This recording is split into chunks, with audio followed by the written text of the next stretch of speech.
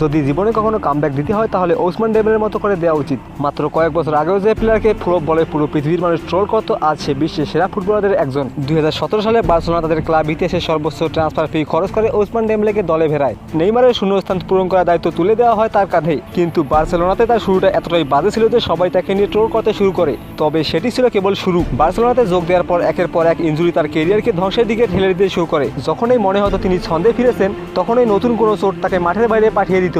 Crore crore euro খরচ করে আনা এই প্লেয়ারের উপর থেকে একে একে সবাই আস্থা হারাতে থাকে। কিন্তু ডেম্বেলে কখনো হাল ছাড়েননি। 2023 সালে তিনি পিএসজিতে যোগ দেন, আর সেখান থেকে শুরু হয় তার জীবনের সবচেয়ে বড় কামব্যাকের গল্প।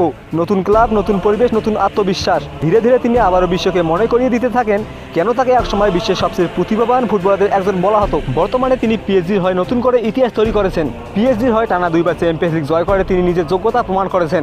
আর এর ওই পুরস্কার স্বরূপ 2025 সালে তিনি জিতে নেন ফুটবল বিশ্বের সবচেয়ে মর্যাদাপূর্ণ ব্যক্তিগত পুরস্কার ব্যালন ডিওর এবং ফিফা দ্য বেস্ট। 2026 বিশ্বকাপে ফ্রান্সের হয়ে ভালো পারফর্ম করতে পারলে নেক্সট ব্যালন ডিওর সবচেয়ে বড় দাবিদার হবেন ওসমান ডেম্বেলে। যে ফুটবলারকে একসময় ফ্লপ বলা হতো, সেই ফুটবলারই আজ হয়ে উঠেছেন বিশ্বের সেরা ফুটবলার।